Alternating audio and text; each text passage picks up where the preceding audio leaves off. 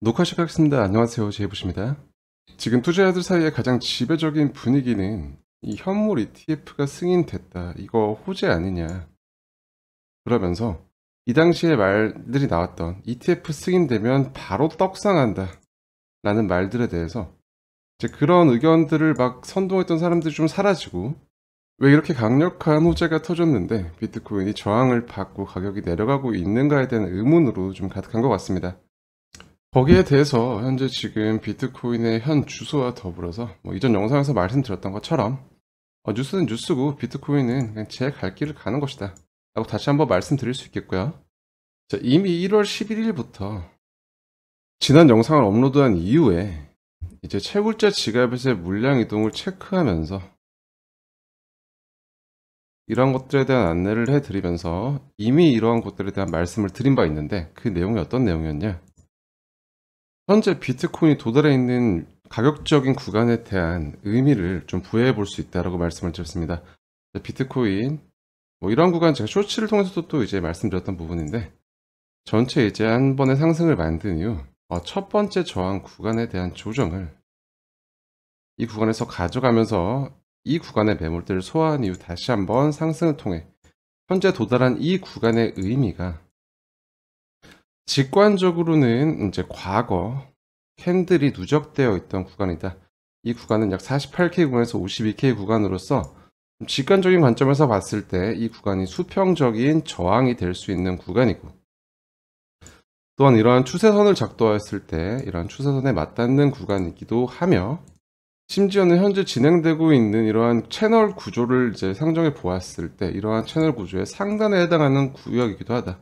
즉 굉장히 여러 가지 근거들이 많이 겹치는 구간으로서 이 구간에서는 이제 과거 소위 말하는 물려있던 사람들의 매도가 나올 수 있고, 심지어 이러한 저점 매수 구간에서 매수한 사람들 역시도 이러한 분석을 근거로 해서 이 구간에서 수익 실현을 할 수 있는 차익 실현 매물이 여기에서 출현할 수 있는 구간이다. 그렇기 때문에 이 구간이 유의미한 저항 구간이 된다 라고 말씀을 드렸습니다. 자, 그리고 그 1월 12일 날 제가 이 구간에서 상승 셋업의 연속이 9번까지 완성되지 못하고 하락 셋업 일본봉이 다시 출현했다. 이 구간에서 차트를 좀 크게 볼까요? 이 구간에서 계속해서 상승을 만들기 위해서는 여기에서 진행된 상승 셋업이 1번부터 9번까지 완성이 되면서 상승의 카운트다운을 가져가 주어올 필요가 있었으나 이러한 상승 셋업을 완성시키지 못하고 하락 셋업의 일본봉이 출현하면서 직전 기준봉, 하락 셋업의 기준봉과 비교했을 때 고점이 낮아지는 형태로 가격 구조가 형성이 되었기 때문에 이러한 추세 구조에 대한 지지 여부 체크해야 된다라고 말씀을 드리면서, 또 동일하게 이 구간에서 RSI의 추세 구조 역시 확인해 볼 수 있기 때문에 이 구간 가격적인 추세선 이탈과 더불어서 RSI 추세선 이탈한다면 단기적인 가격 약세를 만들 수 있다 라고 이제 텔레그램에서 이제 말씀드린 바 있는데, 자, 그러한 구간 이탈하면서 이러한 1번 기준봉으로부터 시작된 하락 셋업을 한 차례 1번부터 9번까지 완성시키는 형태로 이러한 이탈을 만들면서 하락을 크게 한번 만들어 주었다, 단기적으로 라는 걸 확인해 볼 수 있고요. 자, 현재 구간은 톰디마크 시퀀셜의 관점에서 우선적으로 해석한다면 현재 이 구간이 이제 하락 셋업의 완성이 퍼펙트가 아니라 일반 완성으로 끝났기 때문에 추가적인 카운트다운을 만들어주지 않는다면 이러한 추세의 소진을 기대해 볼 수 있는, 즉 1차적으로 반등을 고려해 볼 수 있는 구간이라는 것과 더불어서 현재 구간 비추세로 진행되고 있기 때문에 톰디마크 시퀀셜의 관점에서는 이런 42,200 구간에 있는 TDST 지지라인을 지켜주면서 동일하게 RSI 관점에서 이러한 추세 구조를 돌파하는 모습을 만들어줄 수 있을지, MACD 라인 다시 한번 기울기를 완만하게 만들며 골든 크로스 이후 영선에 대한 도전을 만들 수 있을지에 대해서 고려해 볼 수 있는 구간입니다. 자, 반대로 이 구간 그렇다면 이탈해 준다면, 종가상 이탈이 발생한다면 아래 리스크 라인까지의 하락을 염두에 둘 수 있는 구간으로서 그렇기 때문에 이 구간에서의 가격 반응 여부 굉장히 중요하다라고 볼 수 있겠고요. 주말 동안 이러한 구간을 좀 지켜주는 모습이라면 추가 하락을 만들 가능성이 굉장히 낮아지게 된다는 점 역시 보조지표를 통해 먼저 확인해 볼 수 있겠습니다. 자, 본 가격 차트를 통해서 다시 한번 이 구간을 보아도 역시 동일합니다. 자, 이러한 상승을 만들 때를 한번 주목해 볼게요. 자, 이 구간에서 제가 상방에 대한 돌파 기준으로서 47,312 이 라인에 대한 종가상의 돌파가 굉장히 중요하고 황소들이 하루 이틀 내 이 시점에서 하루 이틀 내에 이러한 움직임을 만들지 못한다면 그 골든타임을 좀 놓치게 된다라고 말씀드린 바 있습니다. 자, 이 구간에서 온체인 데이터를 한번 살펴보면 자, 이러한 상승을 만들었을 때 이제 코인베이스 거래소의 바이낸스 대비 현물 거래소의 프리미엄이 굉장히 낮게 떨어진 것을 볼 수 있습니다. 그렇다는 것은 이 상승 자체가 전체적인 시장이 견인하는 상승이 아니라 선물 시장에 단독적으로 일시적으로 만든 상승이고, 자, 그렇게 반해서 현물 시장의 반응은 굉장히 오히려 반대에 가까웠다라는 것이죠. 그리고 한 차례 가격을 들어올린 선물 시장은 자, 이러한 구간에서 미결제 약정의 상승과 펀딩 비율의 급격한 상승을 만드는 구간들에서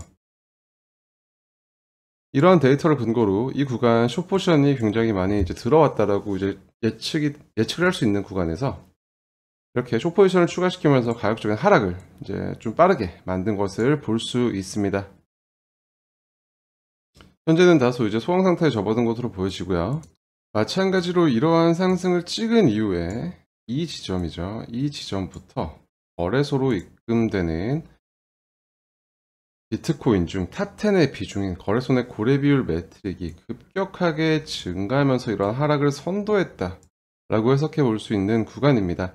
자, 이러한 거래소 내 고래 비율의 단기 이동 평균의 위치는 현재 과거 구간과 비교했을 때도 굉장히 이제 높아져 있던 구간이고, 이러한 고래 비율이 꺾이면서 가격적인 변곡을 만들었던 구간 수준이기 때문에 자, 이 구간에서 추가적인 하락을 만들지 못할 경우, 즉 곰들의 이번에는 이러한 구간에서 황소들의 골든타임을 말씀드렸다면 마찬가지로 이 구간은 이제 곰들의 골든타임을 가져갈 수 있는 구간으로서 추가 하락을 이제 주말 그리고 이제 월요일 정도까지 만들지 못하고 이 구간 지켜준다면 여기에서 다시 반등이 바로 나갈 수 있는 구간이다라는 것을 염두에 둘 수 있겠습니다.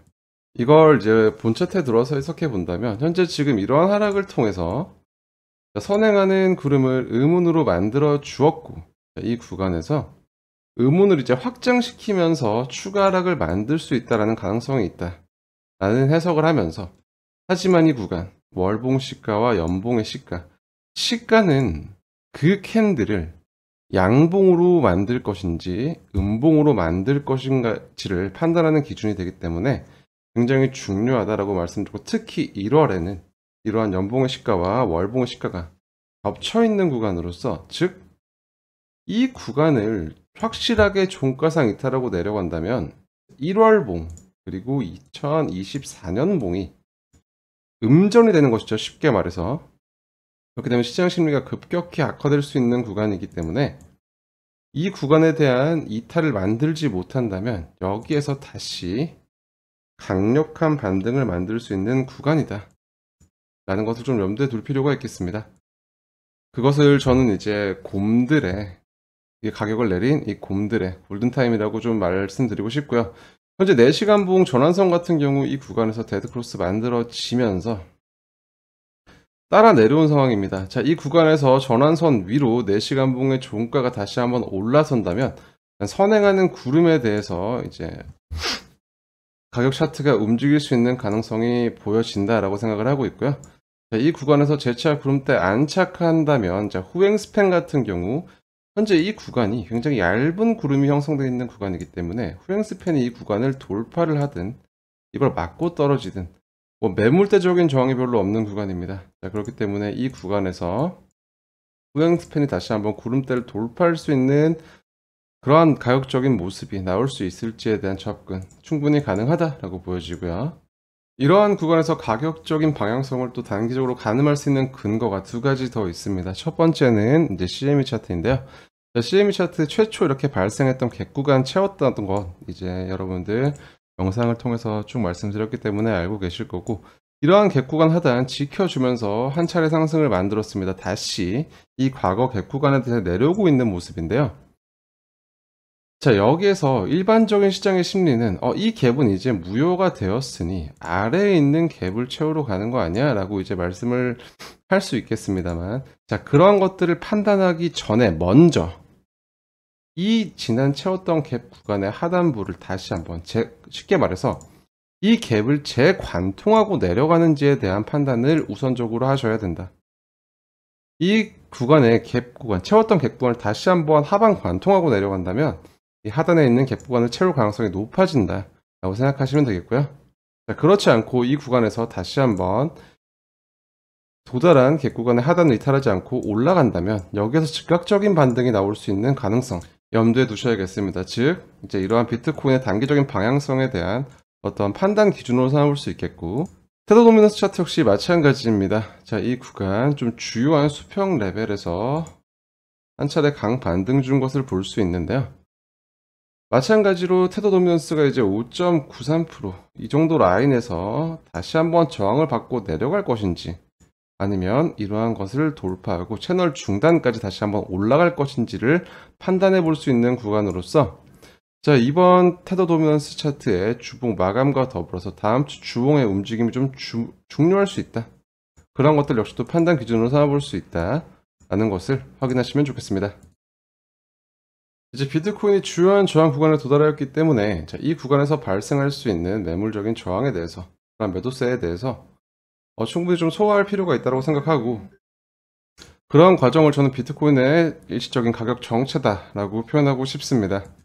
단기적인 움직임에 대해서도 현재 이 구간에서 추가적인 하락이 나올 가능성에 대해서 충분히 고려하고 있고, 그런 것들을 염두에 두고 있으나 그러한 추가 하락을 막을 수 있는 변수에 대해서 이러한 연봉의 시가 구간 그리고 곰들의 골든타임을 말씀드리면서, 현재 SOPR을 보았을 때 현재 구간에서 이러한 움직임을 주니까 단기 보유자들의 손절 움직임이 굉장히 뚜렷하게 관찰되고 있습니다. 즉 시장에 공포감을 주면서 단기적인 과열을 시키기 위한 목적이라면 이미 그러한 충분한 목표치를 달성할 수 있는 가격적인 낙폭을 만들었다라고 생각해 볼 수 있기 때문에, 여전히 현재 위치하고 있는 이러한 월봉의 시가 그리고 연봉의 시가가 위치한 구간을 여기에서 즉각적인 가격 반등을 만들 것인가, 아니면 이탈하면서 추가 하락을 만들 것인가에 대한 분수령으로 삼아볼 수 있겠다.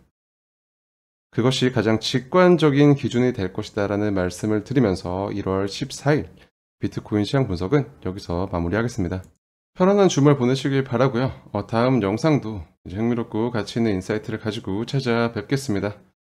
시청해 주셔서 대단히 감사합니다. 지금까지 제이보셨습니다.